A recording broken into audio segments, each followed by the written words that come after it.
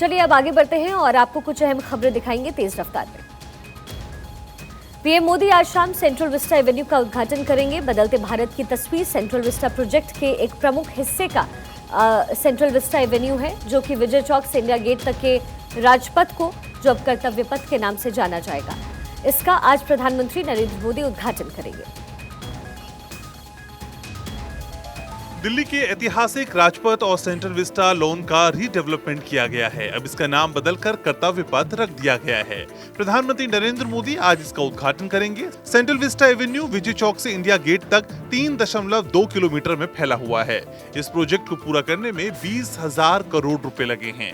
इसे डिजाइन करने वाले डॉक्टर बिमल पटेल हैं।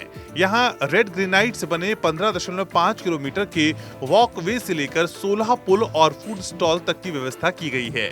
इसे लगभग 20 महीने बाद आम लोगों के लिए खोला जाएगा। ये पहला ऐसा प्रोजेक्ट है जो मोदी सरकार के सेंट्रल विस्टा रीडेवलपमेंट प्लान के तहत पूरा हुआ है। सेंट्रल विस्टा प्लान की घोषणा सितंबर 2019 में की गई थी। 10 दिसंबर 2020 को पीएम नरेंद्र मोदी ने इसकी नींव रखी थी। हालांकि यहाँ की कुछ इमारतों में कोई बदलाव नहीं किया गया है। इनमें Rashtrapati Bhavan, India Gate, War Memorial, Hyderabad House, Rail Bhavan, Vayu भवन रीडेवलपमेंट प्रोजेक्ट का हिस्सा नहीं है। Bureau report, Bharat 24। दिल्ली में आज से सभी राज्यों के सहकारिता मंत्रियों का सम्मेलन शुरू हो गया है, जिसका उद्घाटन केंद्रीय गृह मंत्री अमित शाह ने किया। 2 दिन के इस राष्ट्रीय सम्मेलन में प्रतिभागियों को कई विषयों पर चर्चा करने के लिए मंच दिया जाएगा। सम्मेलन में केंद्रीय सहकारिता राज्य मंत्री श्री BL वर्मा और देश के सभी राज्य सरकार और केंद्र शासित प्रदेशों के सहकारिता मंत्री हिस्सा लेने जा रहे हैं। इस सम्मेलन में राष्ट्रीय सहयोग नीति और राष्ट्रीय सहकारी डेटाबेस जैसे नीतिगत मामलों पर चर्चा हुई।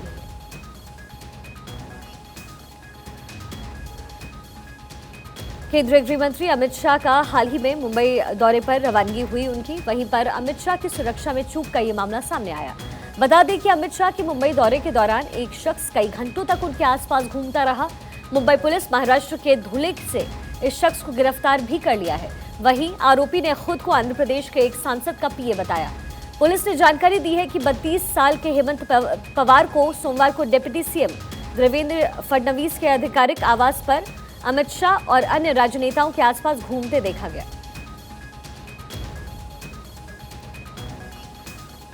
और अब अगली खबर, भारत और जापान के बीच संबंधों को और मजबूत करने के लिए आज टोक्यो में 2+2 मंत्री स्तरीय वार्ता होनी है। रक्षा मंत्री राजनाथ सिंह और विदेश मंत्री एस जयशंकर इसमें शिरकत करेंगे। मंगोलिया का अपना दौरा पूरा करने के बाद रक्षा मंत्री राजनाथ सिंह जापान की 3 दिवसीय राजकीय यात्रा के लिए जापान पहुंचे। रक्षा मंत्री राजनाथ सिंह ने टोक्यो में ड्यूटी के दौरान अपने प्राणों की आहुति देने वाले जापान के आत्मरक्षा बलों के जवानों को श्रद्धांजलि भी अर्पित की। जापानी पक्ष का प्रतिनिधित्व रक्षा मंत्री याजुकाजु हमाडा और विदेश मंत्री योशिमासा हयाशी करेंगे। भारत जापान 2+2 संवाद अलग अलग क्षेत्रों में होने वाला है। द्विपक्षीय सहयोग की समीक्षा करेगा और आगे का रास्ता तैयार करेगा। उत्तर प्रदेश के मुख्यमंत्री योगी आदित्यनाथ आज 2 दिवसीय दौरे पर वाराणसी जा रहे हैं। इस दौरान योगी आदित्यनाथ वाराणसी में चल रहे परियोजनाओं की जमीनी हकीकत को तलाशेंगे।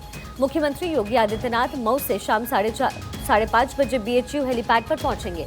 इसके बाद BHU में निर्माणाधीन परियोजनाओं का जायजा लेंगे। इसके साथ ही अधिकारियों से विकास कार्यों को लेकर के चर्चा भी करेंगे।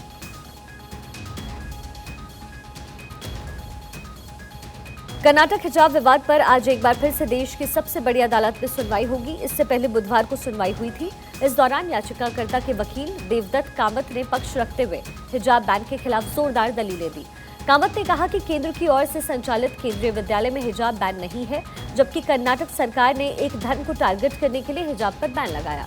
वहीं सुप्रीम कोर्ट ने कहा सेक्युलर शब्द मूल संविधान में नहीं है।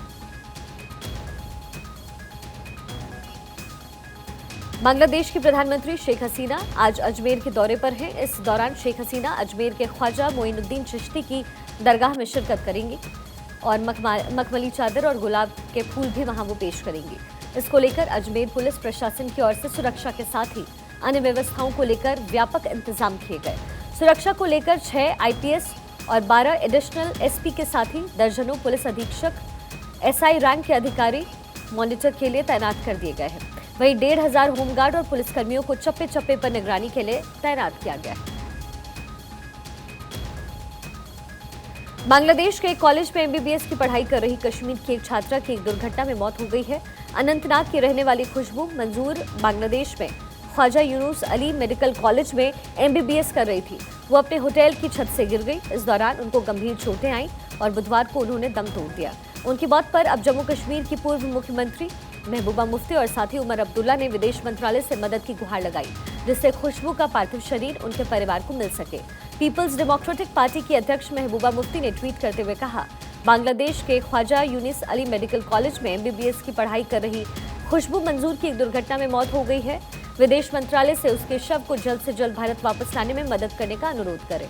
उन्होंने इस ट्वीट को विदेश मंत्री एस जयशंकर को भी टैग किया है। सीरिया के उत्तरी शहर अलेप्पो में बुधवार को एक इमारत ढह गई, जिसमें 3 बच्चों सहित कम से कम 18 लोगों की मौत हो गई है। मीडिया रिपोर्ट्स के मुताबिक अलेप्पो के दक्षिण इलाके फरदौस में अवैध रूप से बनी 5 मंजिला इमारत ढह गई, जिसमें 7 महिलाओं, 3 बच्चों और एक बुजुर्ग की मौत हो गई है। अलेप्पो सीरिया का सबसे बड़ा शहर है और कभी इसका कमर्शियल सेंटर हुआ करता था। घटना की सूचना मिलने पर मौके पर पहुंची फोर्स ने आसपास की 7 इमारतों को खाली करवाया है। वहीं मलबे के बीच तलाशी अभियान अभी भी जारी है। बताया जा रहा है कि मलबे में और भी लोगों के दबे होने की आशंका है। यूपी के बरेली में मस्जिद को उड़ाने की धमकी मिली है। जामा मस्जिद को बम से उड़ाने की धमकी मिलने के साथ ही मस्जिद के इमाम को भी मिली है गोली से मारने की धमकी। फिलहाल धमकी के बाद मस्जिद की सुरक्षा व्यवस्था और बढ़ा दी गई। पुलिस ने आरोपी को गिरफ्तार कर लिया है। बरेली की जामा मस्जिद को बम से उड़ाने की धमकी मिली है, जिसके बाद पुलिस प्रशासन में हड़कंप मचा हुआ है। धमकी भरा खत किसी ने मस्जिद के गेट पर चस्पा कर दिया। जब मस्जिद के इमाम जामा मस्जिद पहुंचे तो उन्होंने एक खत देखा, जिसके बाद उन्होंने इसकी सूचना स्थानीय पुलिस को दी। पुलिस ने मौके का मुआयना कर मामले की जांच शुरू कर दी है। इस मामले में पुलिस ने एक आरोपी को गिरफ्तार कर लिया है। जामा मस्जिद के इमाम खुर्शीद आलम ने बताया कि सुबह जब वो मस्जिद पहुंचे थे तब उन्होंने देखा कि वहां किसी ने एक पर्चा चिपकाया है। इस पर्चे में जामा मस्जिद को बम से उड़ाने की धमकी दी गई। इस चिट्ठी में लिखा है कि मस्जिद के इमाम को यहाँ से निकाल दो वरना गोली मार दी जाएगी। जुमे वाले दिन मस्जिद को बम से उड़ा दिया जाएगा। खुर्शीद आलम का कहना है कि किसी ने माहौल खराब करने के लिए ये शरारत की है। जामा मस्जिद और शहर इमाम को धमकी मामले में सर्च ऑपरेशन चलाया जा रहा है। मस्जिद और आसपास के इलाके की सुरक्षा व्यवस्था बढ़ा दी गई है। लगातार पुलिस पिकेट मौजूद रहने की भी व्यवस्था कर दी गई है। Bureau report, Bharat 24। झारखंड और छत्तीसगढ़ की सीमा में बूढ़ा पहाड़ पर चलाए जा रहे एंटी नक्सल अभियान में सुरक्षा बल को बड़ी सफलता मिली है। अभियान के दौरान सुरक्षा बलों को चाइनीज ग्रेनेड सहित 106 से अधिक अलग अलग तरह के लैंडमाइंस और 350 से अधिक गोलियां भी मिली। नक्सलियों ने सामान बंकर में छिपा कर रखा है। जानकारी के मुताबिक बूढ़ा पहाड़ के इलाके में 30 की संख्या में नक्सली छिपे हुए हैं। तलाशी अभियान में 1 Chinese cylinder grenade, 35 Chinese grenade, 3 Chinese cone grenade, 10 kilogram के 2 सिलेंडर बम, 3 किलो की 11 लैंडमाइन समेत भारी मात्रा में विस्फोटक भी बरामद किए गए। NET UG 2022 का रिजल्ट अब जारी हो गया है। राजस्थान की तनिष्का की पहली रैंक आई है, जबकि दिल्ली के वत्स आशीष बत्रा दूसरे नंबर पर है। कर्नाटक के ऋषिकेश नागभूषण की तीसरी रैंक आई। आपको बता दें कि इस साल लगभग 18 लाख से ज्यादा उम्मीदवारों ने UG एडमिकल कॉलेज में दाखिले के लिए NET UG की परीक्षा दी थी, जिनके रिजल्ट्स अब जारी कर दिए गए। इसके बाद काउंसलिंग प्रक्रिया शुरू हो जाएगी। देश में पेट्रोल और डीजल की कीमतों में एक बार फिर से कमी को लेकर के चर्चा हो रही है। IFL के अनुसार आने वाले दिनों में क्रूड $85 प्रति बैरल पर आ सकता है। ऐसे में पेट्रोल और डीजल की कीमतों में 2 से 3 रुपए प्रति लीटर की कमी आ सकती है। इंटरनेशनल मार्केट में कच्चे तेल में जारी बिकवाली से भारत को काफी राहत मिलने की उम्मीद है। ऐसे में इस साल त्योहारों के समय पेट्रोल और डीजल की कीमतों में गिरावट देखने को मिल सकती है। ऐसी उम्मीद की जा रही है कि पेट्रोल डीजल के भाव 2 से 3 रुपए प्रति लीटर कम हो सकते हैं। 22 मई को केंद्र सरकार ने बड़ी राहत देते हुए पेट्रोल और डीजल पर एक्साइज ड्यूटी कम की थी। पेट्रोल पर एक्साइज ड्यूटी 8 रुपए और डीजल पर 6 रुपए घटा दिया गया। तब से लेकर अब तक पेट्रोल डीजल की कीमतों में ना कोई कटौती हुई है और ना ही दाम बढ़ाए गए हैं। आपको बता दें कि हम अपनी जरूरत का 85% से ज्यादा कच्चा तेल बाहर से खरीदते हैं। इसकी कीमत हमें डॉलर में चुकानी होती है। ऐसे में कच्चे तेल की कीमत बढ़ने और डॉलर के मजबूत होने से पेट्रोल और डीजल महंगा होने लगता है। Bureau report, Bharat 24। और अब खबर दिल्ली से। दिल्ली के इंटरनेशनल एयरपोर्ट से सीआईएसएफ ने एक यात्री को 54 लाख विदेशी करेंसी के साथ गिरफ्तार किया है। यात्री ये करेंसी मिठाई के डब्बे में छिपाकर दिल्ली से दुबई लेकर जा रहा था। इंदिरा गांधी अंतर्राष्ट्रीय एयरपोर्ट के टर्मिनल 3 पर सुरक्षा जांच में लगे सीआईएसएफ जवानों को यात्री की गतिविधियां संदिग्ध लगी, जिसके बाद जांच उसकी की गई और आगे पूछताछ के लिए ले जाया गया। तो मिठाई के डब्बे और एक बैग में छिपाकर रखे गए तकरीबन 2.5 लाख सऊदी रियाल बरामद किए गए। यात्री की पहचान जसविंदर सिंह के तौर पर की गई, जो दिल्ली से स्पाइस जेट की फ्लाइट से दुबई जा रहा था। पूछताछ में जसविंदर कोई संतोषजनक जवाब नहीं दे पाया और किसी तरह का दस्तावेज भी पेश नहीं कर पाया, जिसके बाद सीआईएसएफ ने यात्री को आगे की जांच के लिए कस्टम विभाग के हवाले कर दिया है। और अब खबर यूपी के इटावा से। यूपी के इटावा में एक युवक की पिटाई का वीडियो वायरल हो रहा है। ये घटना फ्रेंड्स कॉलोनी इलाके के बंगाली मोहल्ले की है। यहाँ मामूली बात को लेकर के युवक की पिटाई के बाद जमकर हंगामा हुआ। वहीं वीडियो में एक महिला की साड़ी भी कुछ महिलाओं को खींचते हुए भी देखा जा सकता है।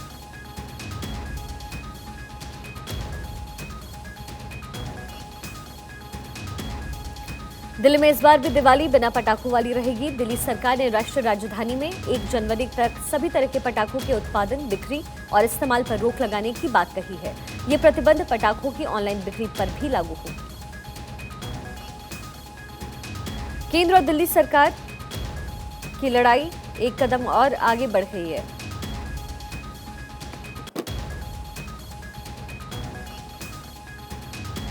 दिवाली बिना पटाखों वाली रहेगी। दिल्ली के पर्यावरण मंत्री गोपाल राय ने कहा कि राष्ट्रीय राजधानी में 1 जनवरी तक सभी तरह के पटाखों के उत्पादन, बिक्री और इस्तेमाल पर रोक रहेगी। उन्होंने कहा कि ये प्रतिबंध पटाखों की ऑनलाइन बिक्री पर भी लागू है। उन्होंने ट्विटर पर कहा कि दिल्ली में लोगों को प्रदूषण के खतरे से बचाने के लिए पिछले साल की तरह इस बार भी सभी तरह के पटाखों के उत्पादन, भंडारण, बिक्री और उपयोग पर पूरी तरह से प्रतिबंध लगाया जा रहा है, ताकि लोगों की जिंदगी बचाई जा सके। आपको बता दें, पिछले साल दिल्ली सरकार ने 28 सितंबर से 1 जनवरी 2022 तक दिल्ली में पटाखों की बिक्री और फोड़ने पर पूर्ण प्रतिबंध लगाने का आदेश दिया था। पटाखों को जलाने के खिलाफ जागरूकता पैदा करने के लिए सरकार ने पटाखे नहीं दिए जलाओ अभियान की भी शुरुआत की थी। वहीं पटाखे जलाने वालों के खिलाफ कानूनी कार्रवाई भी की गई थी। Bureau report, Bharat 24। केंद्र और दिल्ली सरकार की लड़ाई एक कदम और आगे बढ़ गई है। दिल्ली के उपराज्यपाल वीके सक्सेना ने दिल्ली के सीएम अरविंद केजरीवाल के खिलाफ जांच के आदेश दिए हैं।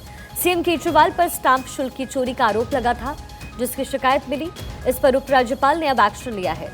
एलजी ने इस शिकायत को चीफ सेक्रेटरी के पास आगे आवश्यक कार्रवाई के लिए भेज दिया। दरअसल अरविंद केजरीवाल पर 3 प्लॉट बेचने और कागजों पर इनकी कीमत कम दिखाने का आरोप लगा है। साथ ही उन्होंने अपनी पत्नी सुनीता केजरीवाल की मदद से 45,000 प्रति स्क्वायर यार्ड के बाजार पर प्लॉट बेचे, लेकिन लेन देन के कागजों पर मात्र 8300 प्रति स्क्वायर यार्ड ही दिखाया। इतना ही नहीं, शिकायत में अरविंद केजरीवाल पर तकरीबन 25,93,000 रुपए की स्टैंप ड्यूटी चोरी का भी आरोप लगाया गया। ये शिकायत लोकायुक्त से होते हुए उपराज्यपाल के पास भेजी गई, जिससे इसे लेकर जांच की मांग की गई। अब उपराज्यपाल वीके सक्सेना ने इसे आगे बढ़ाते हुए मुख्य सचिव को भेज दिया है। खबर चिली से। चिली के राष्ट्रपति गैब्रियल बोरिक के भाषण के दौरान एक बच्चे के साइकिल चलाने का एक मजेदार वीडियो वायरल हो रहा है। इसमें बच्चा सुपरमैन वाले कपड़े पहने हुए है। जितने जोश में बोरिक भाषण देते हैं, वो उतने ही जोश के साथ उनके आगे पीछे साइकिल चलाता नजर आता है। देखिए हमारी रिपोर्ट। चिली के राष्ट्रपति गैब्रियल बोरिक के भाषण के दौरान एक बच्चे की साइकिल चलाने का मजेदार वीडियो सामने आया है। इसमें बच्चा सुपरमैन वाले कपड़े पहने हुए है। जितने जोश में बोरिक भाषण देते हैं, वो उतने ही जोश में उनके आगे पीछे साइकिल घुमाता है।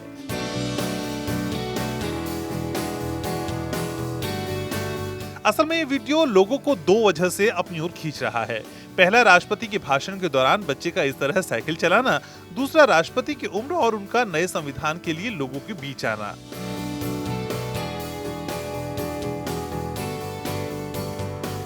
ये वीडियो 1 सप्ताह पुराना है। तब बोरिक लोगों से नया संविधान बनाने के लिए वोट डालने को कह रहे थे। 2 दिन पहले लोगों ने वोट डाला और उनका प्रस्ताव लोगों ने पूरी तरह से खारिज कर दिया। यानी कि राष्ट्रपति का भाषण लोगों पर कोई असर नहीं डाल सका। लेकिन उसी भाषण के दौरान एक बच्चे ने लोगों को अपनी ओर खींचा। उसने लाल टोपी और नीले रंग की सुपर हीरो वाली ड्रेस पहनी हुई थी और अब ये वीडियो जमकर वायरल हो रहा है। Bureau report, Bharat 24। और अब खबर पटना से। पटना के फुलवारिया डैम में 30 साल से डूबा हुआ मस्जिद मिला है। मस्जिद मिलने से आसपास के इलाके में लोगों के बीच हड़कंप मच गया, जिसके बाद से आसपास के लोग मस्जिद देखने के लिए भारी संख्या में इकट्ठा हुए। वहां के लोगों के मुताबिक मस्जिद तकरीबन 120 साल पुरानी है, जिसके कारण बीते कुछ दिनों से मस्जिद चर्चा का विषय बना है। स्थानीय लोग मस्जिद का अच्छे से दीदार करने के लिए पहुंचे। मस्जिद के आसपास लोग चक्कर भी लगा रहे हैं।